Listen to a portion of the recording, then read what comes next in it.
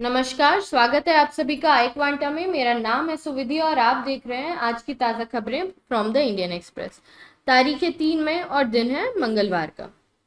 आज के कोड की तरफ जाते हैं। Every empire tells itself and the world that its mission is not to plunder and control but to educate and liberate.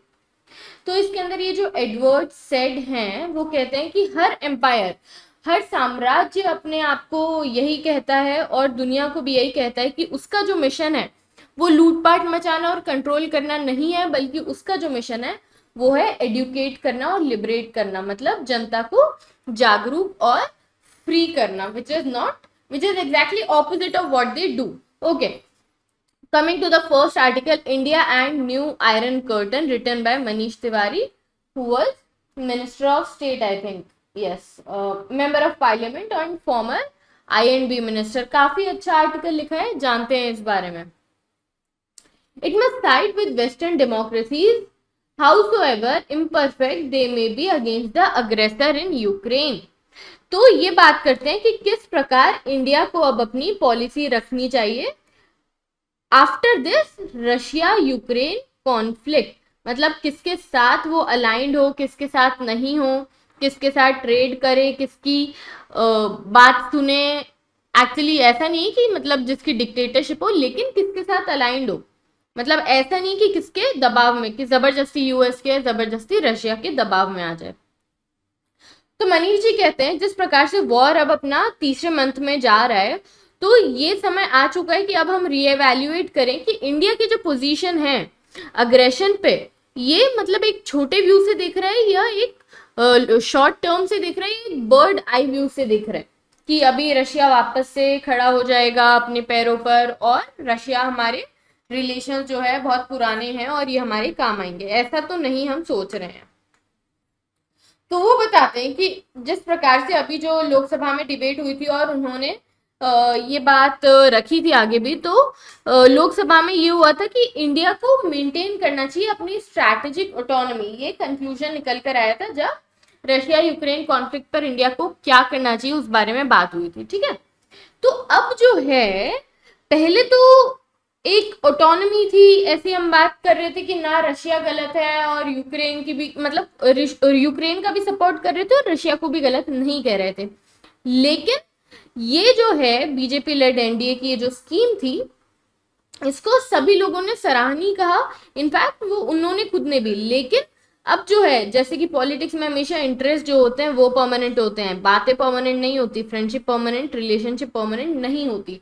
तो अब हमारा इंटरेस्ट, जो नेशनल इंटरेस्ट है, वो किस तरफ हमें ज्यादा दिख रहा है, क्योंकि 3 महीने हो चुके हैं, रशिया एकदम वॉर ऑन हो चुका है, एकदम अपने घुटनों पर आ चुका है और हमें अभी भी दिख रहा है कि किस प्रकार से हमारा पोटेंशियल है इन द वेस्टर्न और यूरोपियन मार्केट, और किस प्रकार से यूरोप कीन है हमारे साथ रिलेशनशिप बनाने के लिए और मेंटेन करने के लिए। ठीक है, तो यूक्रेन क्वेश्चन पर इंडिया का इंटरेस्ट कहाँ आता है, ये हम अगर क्वेश्चन रखें तो उसका आंसर एकदम नो ब्रेनर होगा कि हमारा इंटरेस्ट आता है towards the peace with the victim, मतलब that is with the Ukraine. क्योंकि पूरा का पूरा यूरोप जो है अलाइंड किसके साथ है, पूरा यूरोप अलाइंड है यूक्रेन के साथ। तो अगर हम बहुत ज्यादा रशिया को सपोर्ट करेंगे, बिल्कुल यूक्रेन को सपोर्ट नहीं करेंगे, तो हमारे जो टाइज है यूरोप के साथ खराब होने की आसार हो सकते हैं। ठीक है, अब रशिया से हमारा कितना रिलेशन है, हमारे पास कुछ वेपनरी, उनकी जॉइंट प्रोडक्शन है, कुछ डिलीवरी सिस्टम के स्ट्रैटेजिक टैक्टिकल एसेट्स हैं। ठीक है, डिप्लोमेटिक और मिलिट्री फेवर्स एक्सटेंड करते हैं इंडिया और रशिया एक दूसरे को, एनर्जी एक्सप्लोरेशन के रिगार्ड सिनर्जी है। तो ये सारी चीजें इंडिया और रशिया की कॉमन इंटरेस्ट है। लेकिन जो इंडिया और यूरोप के कॉमन इंटरेस्ट है वो भी कम नहीं है। देखो, जब रशिया और यूक्रेन का वॉर खत्म होगा, तब कोई सी भी रेजिम हो रशिया में, वो डेफिनेटली जो है शैटर होने ही वाली है। क्यों? क्योंकि इतना ज्यादा रशिया वॉर टॉन हो जाएगा और इतनी ज्यादा अनएम्प्लॉयमेंट, इन्फ्लेशन रशिया में बढ़ जाने वाली है। ऑल्दो यूक्रेन में भी ये सब होगा, ऐसा माना जाता है कि यूक्रेन को रीबिल्ड करने के लिए एटलीस्ट $500 बिलियन चाहिए। और ये जो सारी चीजें हैं, भले ही यूक्रेन को तो सपोर्ट कर देगा यूरोप, लेकिन रशिया को कौन सपोर्ट करेगा? अब देखिए, रशिया और जो चाइना है उनकी काफी अच्छी रिलेशनशिप बढ़ रही है, रशिया चाइना एक दूसरे को सपोर्ट कर रहे हैं। लेकिन हमें ये भी पता है कि रशिया और चाइना की जो फ्रेंडशिप है काफी ज्यादा टाइम टिकने वाली नहीं है, क्योंकि जब ईस्टर्न एशिया, मतलब जब एशिया में डोमिनेंस का सवाल आएगा तो दोनों ही अपना डोमिनेंस चाहते हैं। ऐसा नहीं चाहते, ना रशिया ये देख पाएगा कि वो चाइना के अंडर काम कर रहा है, ना चाइना ये देख पाएगा कि वो रशिया के अंडर काम कर रहा है। ठीक है, तो ये जो यूरोप का बड़ा सा पीस का टेन्योर था, इसको शैटर किया है ये रशिया यूक्रेन वाले वॉर ने। तो जो रशिया है वो बहुत ज्यादा पूरी यूरोप की नजर में चुभने लगा है। इनफैक्ट इवन जो जर्मनी था, जो एलाय एलाय तो नहीं कहेंगे, पर जिसके बहुत अच्छे टाइज थे रशिया के साथ, उन्होंने भी अब अपने इकोनॉमिक इंटरेस्ट को जो पहले बचाने की कोशिश की थी, अब तो वो भी कोशिश नहीं कर रहे हैं, और वो भी फुल फ्लेजेड सपोर्ट में आ गए यूक्रेन के। और जो दो स्लाविक नेशंस है, ये अपने I think Norway and Finland, जो नेटो की मेंबरशिप चाहते हैं, उनकी मेंबरशिप भी रोकने का कोई काम रशिया नहीं कर सकता है, क्योंकि वो इतना पावरफुल नहीं रह गया। तो ऐसा है कि ये तो हुई रशिया और यूक्रेन कॉन्फ्लिक्ट की बात ऑन द ब्रॉडर पर्सपेक्टिव। अब जो है, अगर हम पीपल पार्टिसिपेशन की, पीपल सेंटिमेंट की बात करें, तो जिस प्रकार से देखा गया है अभी कि ऑलमोस्ट 5 बिलियन पीपल जो हैं वो इंटरनेट को यूज करते हैं, which is 62% of humanity, and humanity like heroes. तो ह्यूमैनिटी पूरी की पूरी जितनी भी सोशल मीडिया पर एक्टिव है, अराउंड 4.6 बिलियन, वो सारी की सारी सॉफ्ट पावर की तरफ हमेशा जाती है। मतलब कि वो सब जाएंगे भी यूक्रेन जो विक्टिम है उनका साथ देंगे, और हमारे जो भी नेशन होंगे, जैसे कि इंडिया है, चाइना है, जो भले ही यूक्रेन का भी साथ दे रहे हैं लेकिन रशिया को अपोज नहीं कर रहे हैं, तो ये जो सारे लोग होंगे उन कंट्रीज के अपोज में आ जाएंगे जो रशिया को नहीं अपोज कर रहे हैं, और हमारी जो सॉफ्ट पावर है वो थोड़ी कम हो जाएगी। ठीक है, तो ये एक आर्ग्यूमेंट था कि जो वेस्टर्न कंपनीज हैं जो इंटरनेट को कंट्रोल करती हैं, एक तो उनका भी बहुत बड़ा हाथ है कि नैरेटिव जो है ना हमेशा सिर्फ रशिया के अगेंस्ट ही आता है, क्योंकि वो कंट्रीज कभी भी रशिया के जो फेवर की बातें होती है वो कभी बाहर नहीं निकलने देती है, because internet itself is controlled by the western companies. अब ये तो सही है कि जो अक्रॉस मिलीनियल्स हैं उनके जो ख्याल है वो हमेशा इंटरनेट ने एक प्रकार से मेंड किए हैं। ठीक है, तो अभी जो जनरेशन है जो पूरी इंटरनेट यूज कर रही है, वो भी जो सारे हैं वो वेस्टर्न वर्ल्ड के सपोर्ट में आए हैं, अदर देन द रशिया और द एशियन कॉर्नर। तो ये जो पार्लियामेंट में बात थी कि वर्ल्ड वॉर, जो मनीष तिवारी जी कहते हैं, जो स्पीच और जो पूरी डिबेट हुई थी इंडियन पार्लियामेंट में कि world war 1, world war 2, cold war, सबके बाद अब जो वर्ल्ड ऑर्डर चेंज करने वाला है वो ये रशिया और यूक्रेन का कॉन्फ्लिक्ट ही है। कि अब जो है वापस से ऐसा नहीं कि सिंगल या बाइपोलर वर्ल्ड बनेगा, अब जो वर्ल्ड बनने वाला है वो मल्टीपोलर होने वाला है, और इंडिया जो है उसमें एक स्ट्रॉन्ग पोल की तरह एक्ट कर सकता है, because not just India but the world wants India to act in such a way in order to counter China, Russia and to maintain peace and stability in the Indo-Pacific। तो इसी के backdrop में मनीष तिवारी जी बात करते हैं कि जिस प्रकार से अभी जो हमारे एक्सटर्नल अफेयर्स मिनिस्टर हैं एस जयशंकर, उनने एक बहुत ही नाइस सा एक रिप्लाई दिया था। ऑल्दो इंडियन सोसाइटी में इसको बहुत अपलोड किया गया कि बात देखो क्या दो टूक बात कही है, लेकिन ये जो बातें होती है ये डिप्लोमेसी के लिए, कितने सीनियर डिप्लोमेट के लिए बहुत ही ज्यादा मतलब छोटी सी बात है ऐसा करना। कि जब उनसे पूछा, जो अर्जुला वॉन जी थी जो यूरोपियन यूनियन की हेड थी, उन्होंने जब पूछा कि किस प्रकार से साउथ इंडिया की साउथ एशिया की चीजें ठीक होगी किस प्रकार से, और जब उन्होंने इंडिया को फेवर में आने के लिए कहा टुवर्ड्स द वेस्टर्न नेशन, तो एस जयशंकर जी कहते हैं कि हमने देखा कि किस प्रकार से ईरान को अफगानिस्तान को इराक और अफगानिस्तान को खुला छोड़ दिया था यूएस ने। तो ये बहुत छोटी सी बात है। अब देखिए, ये बात सब जानते हैं कि हमेशा के लिए यूएस अफगानिस्तान का बोझ नहीं उठा सकता था। ऑलमोस्ट 2 डेकेड से उन्होंने अफगानिस्तान को संभाल रखा था। तो जो अफगानिस्तान को तोड़ने में ये जो वो तालिबान रेजिम के हाथ में गया, उसमें अगर गलती देखा जाए तो सिर्फ और सिर्फ उसमें गलती अफगानिस्तान की गवर्नमेंट की जिसको स्टैब्लिश किया था यूएस ने, उन्होंने 2 डेकेड में अगर अपने देश को नहीं संभाल पाए तो it was not the responsibility of US to take care of Afghanistan for ever.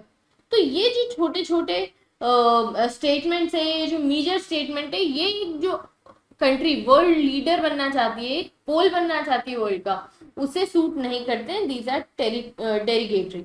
तो अगर ऐसा होता है कि अब भले ही ऐसे स्टेटमेंट्स दिए हों, रशिया के थोड़ा पास जाने की कोशिश कर रही है गवर्नमेंट, लेकिन अगर बाद में जैसे कि सब स्पेक्यूलेट कर रहे हैं कि रशिया और चाइना जो हैं, मतलब रशिया तो ऑलमोस्ट पूरा ट्रिपल करने वाला है एंड देन चाइना भी साथ छोड़ देगा उनका, तो उस टाइम पे अगर यूरोपियंस आते हैं, यूएस आते हैं और यूक्रेनियन एम्बिवेलेंस जो हम अभी शो कर रहे हैं वो हम पर वापस से थ्रो करते हैं, अगर कोई रशिया अगर कोई चाइना हमारे ऊपर अग्रेशन करता है तो उस टाइम हम क्या करने वाले हैं, ये देखने की बात होगी। तो ये जो छोटे स्टेटमेंट्स है, मेजर स्टेटमेंट्स, ये नहीं देना चाहिए एक इतने सीनियर डिप्लोमैट्स को। चलिए, आज पूरे पेपर में सिर्फ यूक्रेन के बारे में आर्टिकल्स आए। नेक्स्ट आर्टिकल है reset after the Ukraine. So Prime Minister Modi's tour will point to shift in old ties with a Europe roiled by war, beset with new anxieties. तो इसके अंदर जो एडिटर है वो कहते हैं कि जो प्राइम मिनिस्टर नरेंद्र मोदी की 3 नेशंस की जो यूरोप टूर अभी चल रही है, which is Germany, France and I think Belgium, yes, तो ये तीनों नेशन को जाकर विजिट करने वाले प्राइम मिनिस्टर नरेंद्र मोदी, और वो पहली बार मिलने वाले हैं फ्रेंच प्रेसिडेंट इमैनुअल मैक्रोन से अपनी सेकेंड टर्म के बाद, जो अभी उन्होंने इलेक्शन जीता है। इनफैक्ट जो फ्रेंच प्रेसिडेंट है और जो फ्रांस है उसमें पहली बड़ी डिप्लोमेटिक इनविटेशन या फिर जो भी कोई बड़ा डिप्लोमेट पहली बार जो आ रहा है वो मोदी जी ही जा रहे हैं आफ्टर देयर सेकेंड विजिट। और जो जर्मन चांसलर है ओल्गा शॉल्ज जी, तो उनसे भी जो है एक प्रकार की नई टाइज चाहते हैं इंडिया। इनफैक्ट जर्मनी भी नई प्रकार की टाइज चाहता है इंडिया के साथ। क्यों? क्योंकि ये जो नए ओल्गा शॉल्ज आए हैं, ओलाफ शॉल्ज आए हैं, ये किस प्रकार से, ये एंटी वॉर सोशलिस्ट डेमोक्रेट है, वो भी वॉर नहीं चाहते हैं। तो इसीलिए भले कितनी भी अच्छी टाइज थी जर्मनी की रशिया के साथ, कितना ही उनका ऑयल का ट्रेड होता था और दूसरा ट्रेड होता था, लेकिन वो अगेंस्ट थे वॉर के और उन्होंने अपने इकोनॉमिक इंटरेस्ट से ज्यादा जो वैल्यूज है उनको ऊपर रखा। तो जो चांसलर ओलाफ शॉल्ज है वो भी चाहते हैं कि इंडिया जो है अब एक की रोल प्ले करे in order to counter Russia in the Indo Pacific. ठीक है, तो यूएस लेड जो वेस्ट है, जो हमेशा कहता है कि हम अंडरस्टैंड करते हैं इंडिया की पोजीशन, इंडिया क्यों एकदम उनके अगेंस्ट में नहीं बोलना चाह रहा है, स्टिल हमेशा एक जो स्टेटमेंट है वो एक्सपेक्ट करते रहते कि कुछ तो India statement they against this Britain, against this Russia war. तो ये जो चीजें हैं, ये साइड चूज करने वाली, ये देखने के लिए होगी कि कहाँ तक दिल्ली प्रिपेयर्ड है, ताकि ये जो कॉमन कॉज है, जो यूरोप अभी ट्रिप लगी है, इसके अंदर किस प्रकार से नरेंद्र मोदी जी इसको एक अपने जो बात है उसको भी रखते हैं कि हम क्यों रशिया का ऐसे अपोज नहीं कर रहे हैं, लेकिन जो वेस्टर्न वर्ल्ड है उसको भी नाराज नहीं करते हैं। तो ये जो 3 डे विजिट होगी, इसके अंदर सबसे बड़ा मुद्दा होगा रशिया यूक्रेन कॉन्फ्लिक्ट, और इसमें इंडिया का क्या विचार है and how India can help and the other countries to, which is European countries. जो मेन यूरोप की अब सुपर पावर है, जो यूरोपियन यूनियन है, उसके अंदर जो मेन 2 कंट्रीज है वो कौन सी है, जर्मनी और फ्रांस, और दोनों की विजिट करने अब जा रहे हैं, अभी गए हैं नरेंद्र मोदी। तो ये जो है फ्रेंच भी जो राइट विंग था उनको एकदम थ्रॉटल कर दिया है, और फ्रांस में वापस से इमैनुअल मैक्रोन है, जो राइट विंग थी फ्रांस में ली पेन, उन्हें हटा दिया है। इसका मतलब पब्लिक सेंटिमेंट भी देखने को मिलता है कि वो किधर चाहते हैं। वो भी नहीं चाहते हैं कि ये जो एक कंट्री का होता है ना कि authoritarianism, my country is the best, ये वाली चीजें लोगों को भी ज्यादा समझ में नहीं आ रही है। तो आगे क्या होता है ये देखने के लिए होगा। इसके पहले जो स्वीडन और फिनलैंड है वो भी नेटो ज्वाइन करना चाहते हैं। माफ करना, मैंने लास्ट आर्टिकल में आई थिंक नॉर्वे और फिनलैंड बोल दिया था, तो स्वीडन और फिनलैंड भी नेटो ज्वाइन करना चाहते हैं आफ्टर दिस। तो उनके लिए भी काफी आसान नहीं होगा, क्योंकि रशिया कभी नहीं चाहेगा, क्योंकि स्वीडन और इंग्लैंड रशिया के बॉर्डर पे लगे हुए हैं, स्वीडन और फिनलैंड। लेकिन ऐसा एडिटर कहते हैं कि उन्हें लगता भी नहीं है कि वो स्वीडन और फिनलैंड को रोक पाएंगे, क्योंकि रशिया बहुत ज्यादा अपने घुटनों पर आ जाएगा आफ्टर दिस वॉर। और जिस प्रकार से इस बार इंडिया को G7 की समिट में बुलाया है, तो काफी ज्यादा इंपॉर्टेंट मानते हैं वो इंडिया को इन द रीजनल स्टेबिलिटी, और ये एक बहुत बड़ा इंडिकेटर है उस चीज का। अब देखने के लिए ये होगा कि इंडिया किस प्रकार से ये जो अपॉर्चुनिटी है इसको ग्रैब करता है और अपनी जियो पॉलिटिकल और जो इंटरनेशनल वैल्यू है उसको इंक्रीज करता है। नेक्स्ट है स्लो मेडिसिन, रिटन बाय सोहम भदूरी। ये कहते हैं कि जो अभी एक प्रपोजल चल रहा है कि जो प्रोफेशनल एजुकेशन है, मेडिकल एजुकेशन, ये रीजनल लैंग्वेज में दी जाएगी। रीजनल लैंग्वेज मतलब हिंदी में भी आप प्रोफेशनल एजुकेशन दे सकते हो जो मेडिकल एजुकेशन है। तो इसके प्रॉस एंड कॉन्स बताए जा रहे हैं कि किस प्रकार जो नीट एग्जाम है वो तो हिंदी और इंग्लिश दोनों में होती है, रीजनल लैंग्वेज में भी, लेकिन पढ़ाई किस में होती है? पढ़ाई सिर्फ और सिर्फ इंग्लिश में होती है। तो बहुत सारे बच्चे जो रीजनल लैंग्वेज वाले हैं वो प्रॉब्लम्स फेस करते हैं। तो मध्य प्रदेश और उत्तर प्रदेश गवर्नमेंट ने ये फैसला लिया है कि वो हिंदी में भी करिकुलम लॉन्च करेंगे ऑफ दीज प्रोफेशनल एग्जाम्स और प्रोफेशनल स्टडीज। तो जो एडिटर है वो कहते हैं कि ये कैसे पॉसिबल होगा एकदम से कि आप पूरा करिकुलम हिंदी में कर दो। पहली बात तो बुक्स, दूसरी बात प्रोफेशनल्स को ट्रेन करना होगा कि किस प्रकार से हिंदी में पढ़ाएं, बुक्स को सबको हिंदी में करना होगा, ठीक है। उसके बाद एक चीज है कि जब भी हिंदी और इंग्लिश वाले प्रोफेशनल दो खड़े रहेंगे, दो डॉक्टर्स, हमेशा जो हिंदी या रीजनल लैंग्वेज वाला है उसको सबसाइड, मतलब जो इंग्लिश लैंग्वेज वाला है उसको एक बेहतर नजरिए से देखा जाएगा। फिर जो हॉस्पिटल मैनेजमेंट, फार्मास्यूटिकल, ये सारे इंडस्ट्रीज हैं जो जुड़ी हुई है मेडिकल इंडस्ट्री से, वहां पर इंग्लिश एकदम वाइड स्प्रेड है। तो बस करिकुलम में इंग्लिश डाल देने से कुछ चेंजेस नहीं आ जाएंगे, रैदर जो पैरामेडिकल स्टाफ है वहां से अगर चालू किया जाए कि पैरामेडिक्स जो डायरेक्ट कम्युनिकेशन करते हैं with the patients and their attendants, उनका करिकुलम पहले हिंदी में लॉन्च हो, तो अगर ये सारी चीजें की जाएगी, फिर पैरामेडिक्स जो होते हैं वो डॉक्टर से बात करते हैं, तो अगर ये सारी चीजें करी जाती है, धीरे धीरे जो रीजनल करिकुलम है वो लेकर आया जाता है, तो ज्यादा बेहतर होगा। जस्ट हम ये साइड कर दे कि जर्मनी, चाइना में भी ये चलता है कि रीजनल लैंग्वेज में करिकुलम होता है, तो हम ब्लाइंडली फॉलो नहीं कर सकते इस चीज को।